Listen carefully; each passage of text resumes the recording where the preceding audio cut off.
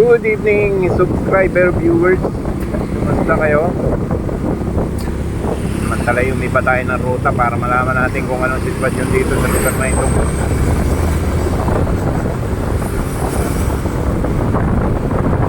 Las Piñas pa rin naman ang tapat dito, pero pati yung service road, pinaka-service road. Dinadaanan kasi natin sa Parañaque, yung Sukat Road. Dito naman tayo dadaan papunta na sa Pote.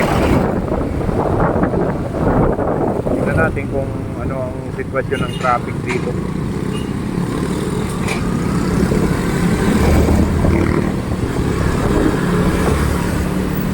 Sa lahat ng mga manunood, taga-subaybay ng aking video, live stream, na hindi pa nakakapag-subscribe, pa-subscribe naman po sa aking channel, JD Torres Vlog. Tayo ang pinaka-main natin dito ay ang pag-travel natin. Yan ang ating pinaka-pang-video rito, mga pang-bato nating video. Kung saan-saan man tayo pumunta, may upload natin o may live natin dito.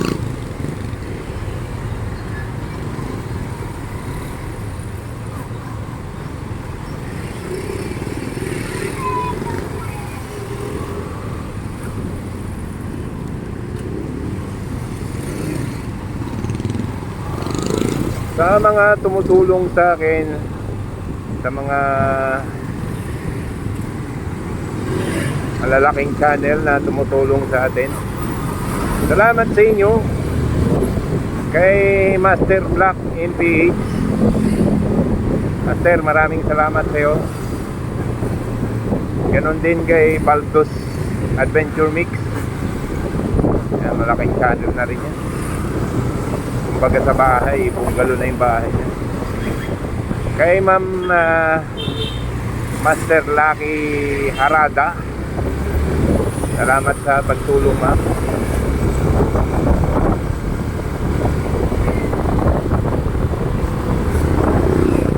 At sa iba pang mga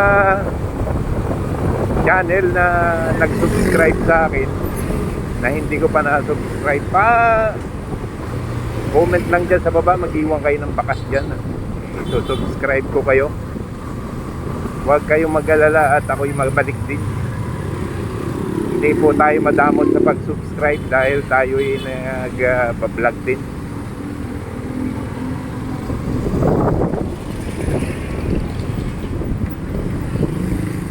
Itong lugar na ito dati, napaka-traffic nito. Ngayon medyo okay na.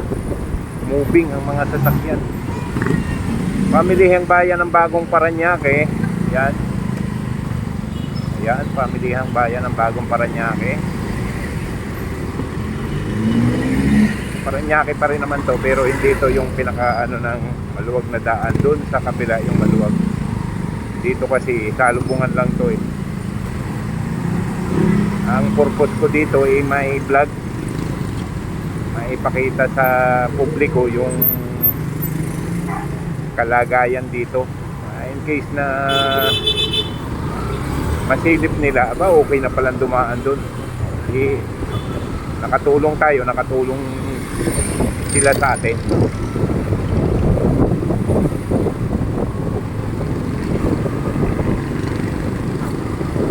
Yun nga lang, ang daan dito medyo bako-bako, hindi pa masyadong asfalto katulad niyang kabila. Asfalto na. Noong huling daan ko dito, maraming binabaklas dito ng mga kursada eh. Maraming gina-jackhammer.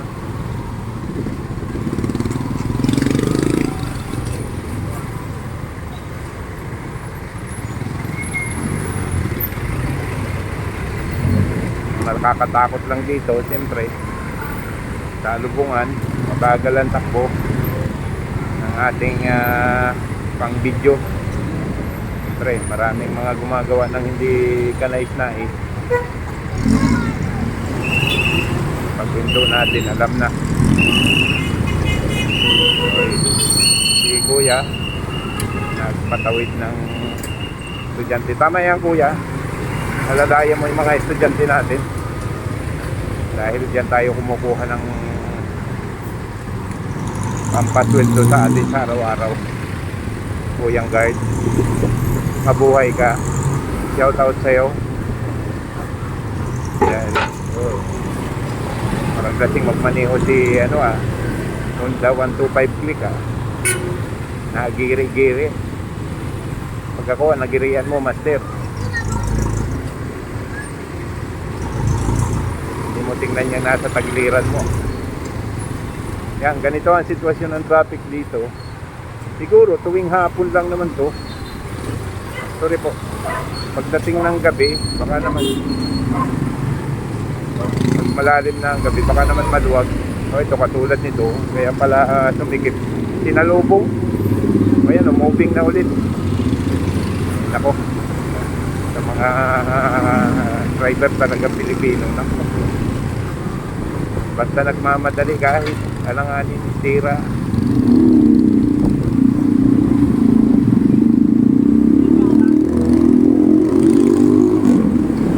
Kung makakalugkog ng aking kadena, bukas gagawin ko ito, re-repair natin.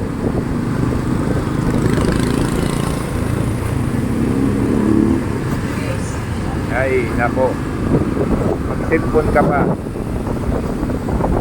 Yung mga may apps ng mga hanap buhay ninyo, bago kayo magpipindot dyan, tumabi kayo nang hindi kayo nakakaperwisyo sa iba. Yun lang yun.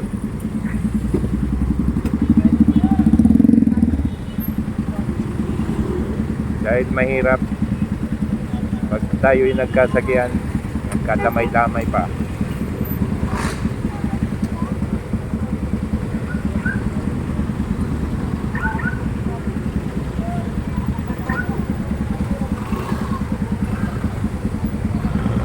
$66.65 ang dito, ang gasolina.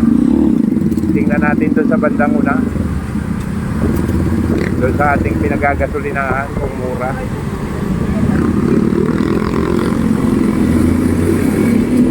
Ayan napakaluwag na dito. Two-way na kasi ito.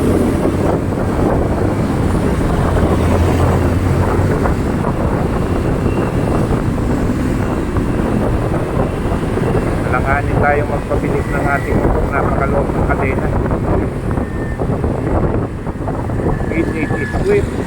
Okay Ngayon ko lang nakita to. Meron na palang mall dito.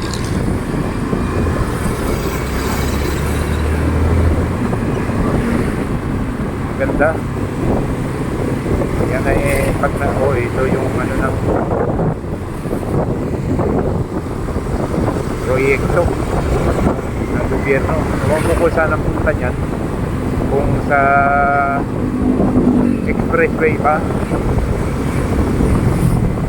o dito sa Maynila. Kailangan butas-butasin talaga yung mga posibleng makakaluag sa traffic dito, dahil talagang pag hindi mo ginawa na ako,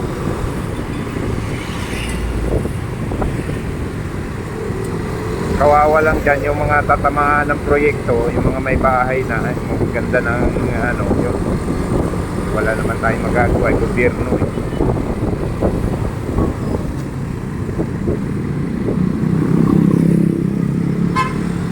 yung mga yan tatama sa bahay mo. Iba ang bahay mo dyan kahit paano ganda, pero malaking tulong naman sa iba.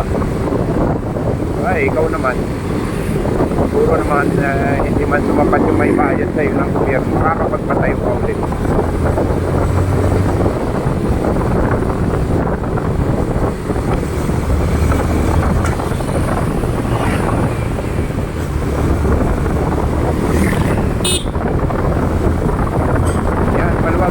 Daloy ng trapiko dito, talagang makakatakbo ka ng matulis. Kaya pala marami nang dumadaan dito kasi maluwag na. Napapansin ko dun sa entrada dun sa may C5 extension, marami na lahat ditong motor. Pala maluwag na. Saka pinakamalapit yata ang daan ito papunta ng Pasay, Baclaran, punta ka ng Rojas Boulevard, Quiapo, yan, ito ang pinakamalapit na daan. Nga lang, pag nag-traffic dito at natimpuhan mo, ay nako, nahihirap. Yan, katulad na rin, bisikleta. Siyempre, babagal ka. Hindi ka naman makapunta sa bicycle dahil may mga nakaparada.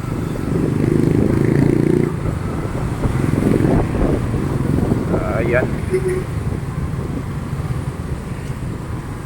Mamaya tingnan natin mag-live. Saan tayo makakapag-live? Kung YouTube ba o Facebook? Bahala na. Napakahirap din yan. Yung mga nakikita nyong ano na yan, butas-butas yung kanal yan eh. Para hindi magbabahay ng ating mga kalsada, ginawa ng kanal. Nasa gitna ng kalsada yan.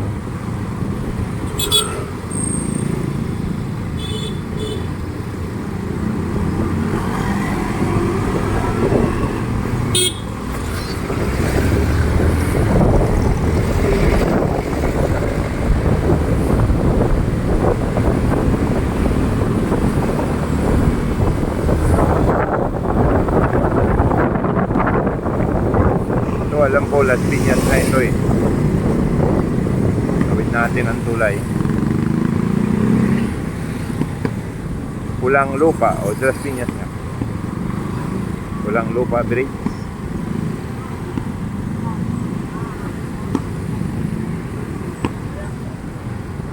Hindi tayo makadiretso. Ayan. May manghuhuli diyan. Malulupit yung mga manghuhuling yan. Pag nakatempo yan, kahit kunting pagkakamali, takpon ka dyan.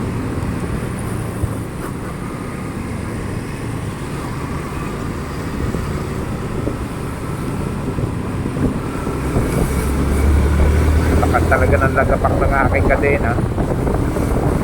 Nakakatakot magtuli ng takbo. Mga karaktas. Dapat yan may device yun. Pag ikaw yung nalimot ka, bigla kang bumaling dyan. Akala mo kasi bukas eh, pero may island.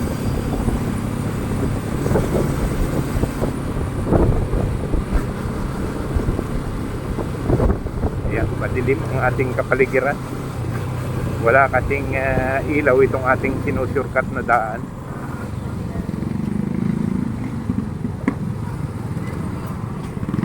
Shortcut kasi ito, hindi tayo dadaan ng traffic.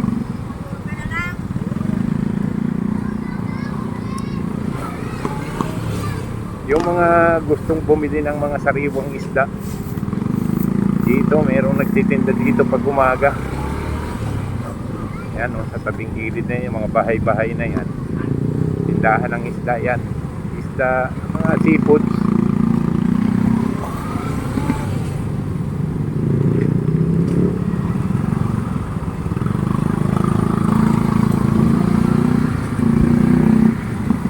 Yan, kung gusto nyong bumili. Kung gusto nyo naman ng maramihan na mura, doon sa punduhan sa Parañaque, makarami doon ang isda. Bulto-bulto ang dating. Ginagawang bangka, bangkang di motor. Ayan o, tingnan nyo yan. Magkano kaya ang tuyo din eh. Pag ano pala, luluwas ako, dadaan ako din eh, titingin ako ng tuyo kung mura, kung pagkakakitaan.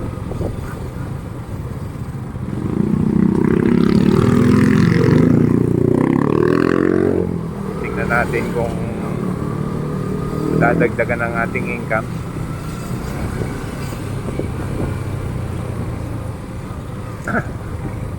Kompleto rin dito. May mga prutas, may saging, mangga.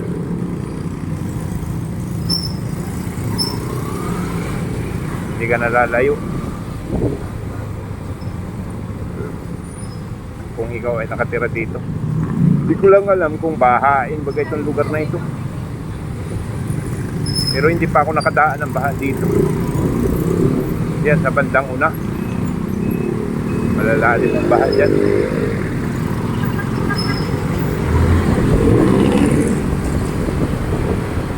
So ayun.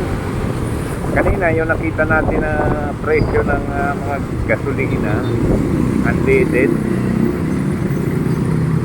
66. Ano ba yun? Basta 66 something.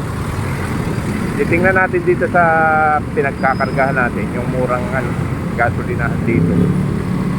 Kung anong lagay. Yung mura dito talaga. Parehas lang naman sila ng pangalan.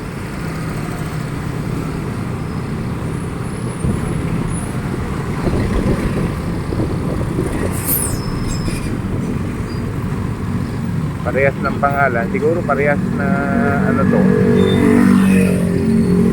Parehas na gasolinahan. Parehas ang pangalan. Siguro prangkisa naman. Kaiba. Ano ang franchise dito. Bakit mura? O dito 62 lang. 61. Tingnan natin, linawin natin. Mura dito eh. Kaya ang dami nagpapakarga dito ng motor. Kasi mura.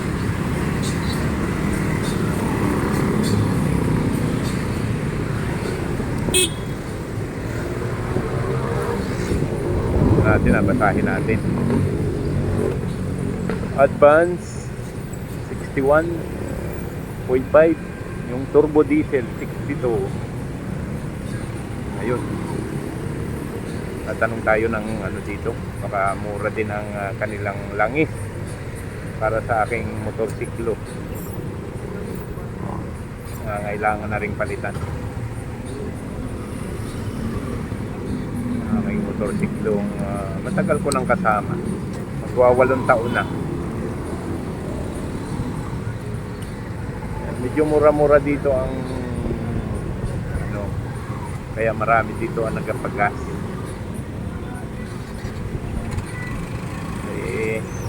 Pagkatulad kung nakarga ng mga 10 litro ito, katulad nung 66, 5 piso, 10 litro, 50 pesos. Gaano kalaki yung 50 pesos? Diba? Kunting tipid-tipid din tayo. Awa naman si Kuya.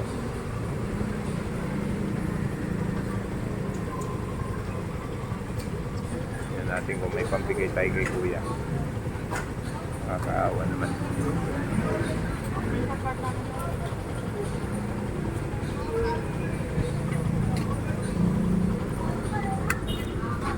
Yan natin. Para mga galit na. Kargahan natin ng 500. 500 nakatipid ako ng mga ano yung 8 litro. Yan, ganun.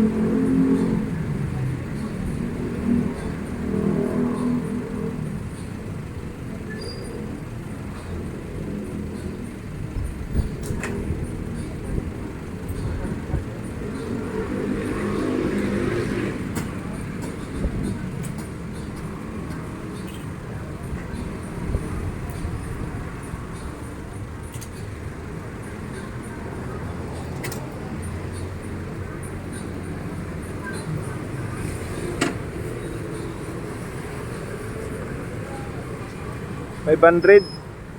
Unleaded. Right. May ano kayo? May langis kayo dito? Ha? Wala. Wala? Wala daw silang Cash langis. payment po, no? Oh. Wala daw silang langis. Hindi kompleto lang dito. Ha? Hindi kompleto yung langis dito. Walang pang motor.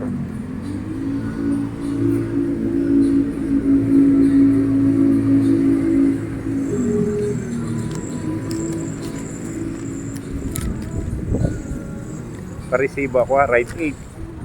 Right 8. Kanan 8. Pag in English, right 8.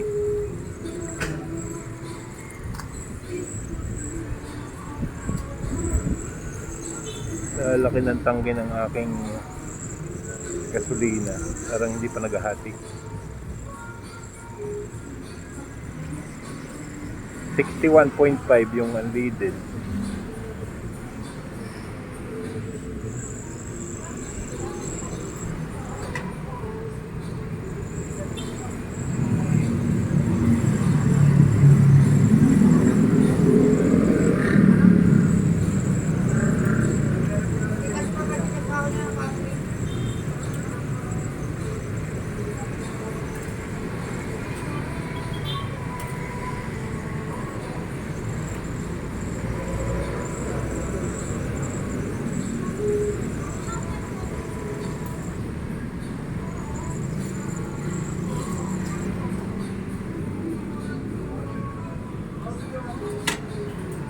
Layo pa. Kung alabo mong mapuno yan, pag lidimandaan. 12 litro ang laman yan eh. Yung laman niya, wala pang dalawa. Nota mo? Paresibo ako ha. Tayin ko.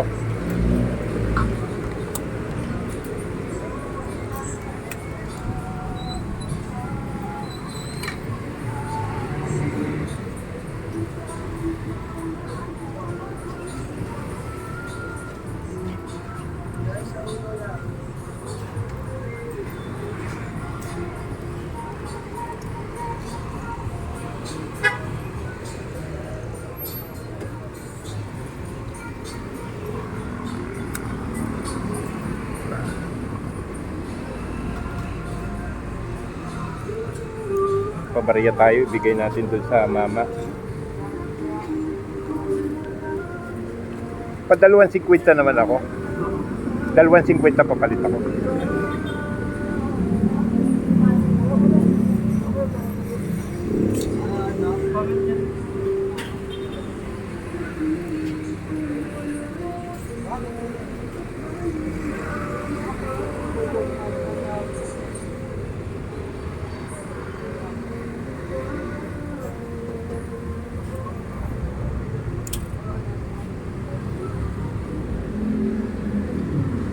Kapag niya ako, 2.50.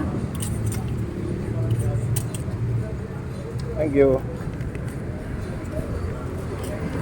Bigay ko lang dun sa ano.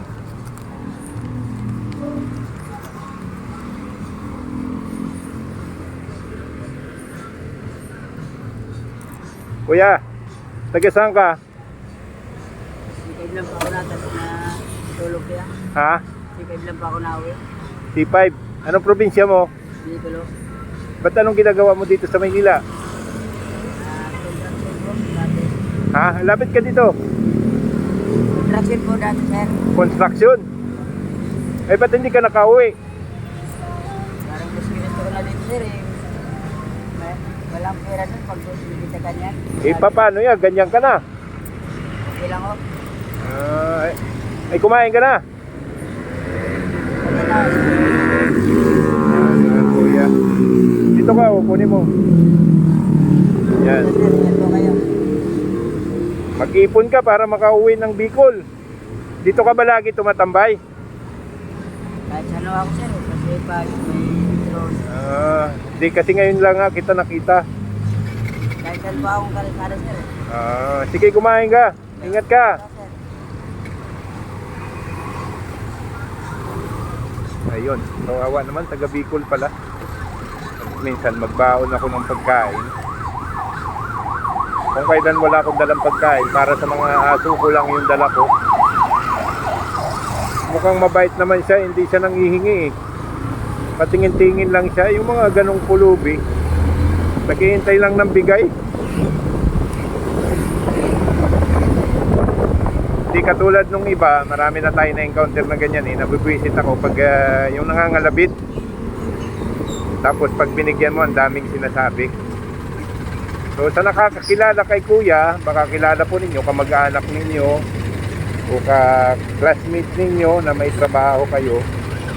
Nandito po siya sa sa may Las Piñas. Yan, yung mark niya, yung tulay na yan. Kung anong lugar to. Abay, ikot-ikutin nyo po dito at baka makatulungan nyo. Kawawa naman. Nawalan pala siya ng trabaho. Construction dati siya. Siguro, alam mo naman ang construction eh. Pag na-finish na, wala ka ng trabaho, wala kang malipatan. Siguro, naubos na yung kanyang budget. Nagpalaboy-laboy na lang. At saka ang construction pati, stayin yan eh. Ayaw naman niyang umuwi ng Bicol. Hindi naman tayo ganun kayaman. Ay kung hindi hatid ko siya doon sa kanila. Kung meron lang tayong budget. Nakakaawa din kasi. Kaya nadagdag yung mga, dumadami yung mga pulubi dito sa Maynila. Kasi hirap din nga naman ang buhay sa probinsya katulad ko. Kung wala kaming lupa sa probinsya, di anong mangyari sa amin? Wala. Palaboy-laboy din. Kasi na nga lang, kahit pa paano, nakatungtong tayo na ngayon. Ayun, hindi nagagamit natin sa pagtatrabaho. Siguro, yung tao, wala, construction nga lang yung niya. Sa construction naman, maganda rin naman ang sahuran dyan. Minimum din yung iba dyan. Lang, siyempre, pag bagong luwas ka talaga ng Maynila at galing ka ng probinsya, ito totoong buhay ito. Pag bagong luwas ka ng Maynila, bagong sahod ka dito, lahat ng gusto mong bilhin, bibilhin mo. Hindi mo na iisip na yung pinagdaanan mo, mag-ipon muna. Ganyan din ang naranasan ko noon eh. Ang minimum ko nun, 100 lang ang oras. Bibili ako ng bibili, minsan paapat na araw, ubos na nga yung pera ko.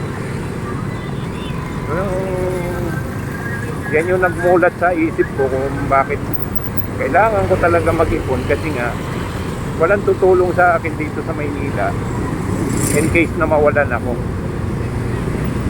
Baka maging pulubi rin nga ako pagdating ng araw. Yun yung tumanim sa isip ko, kaya natuto ako mag-ipon. Kaya kayong mga luluwas ng probinsya, pupunta kayo dito sa Maynila para magtrabaho. Huwag yung bili kayo ng bili. O kung may bisyo kayo, inom kayo ng inom. Huwag ganun.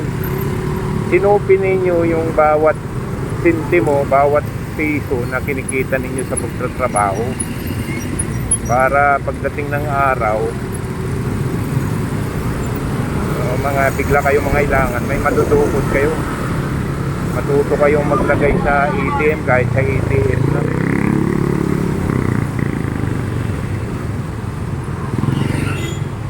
Hindi yung ubos ang pera nyo. Na kung tawagin ng mga iba, one day millionaire. Huwag ganun. Pag sinop kayo,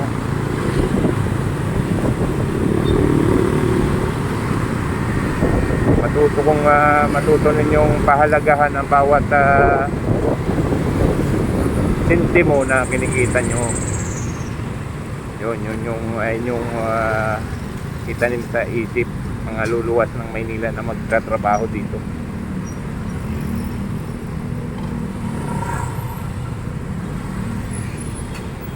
Muli mga master, magpapaalam muna ako at ako'y magla-live. Muli, magandang gabi sa inyong lahat. Pansamantalay ako magpapaalam.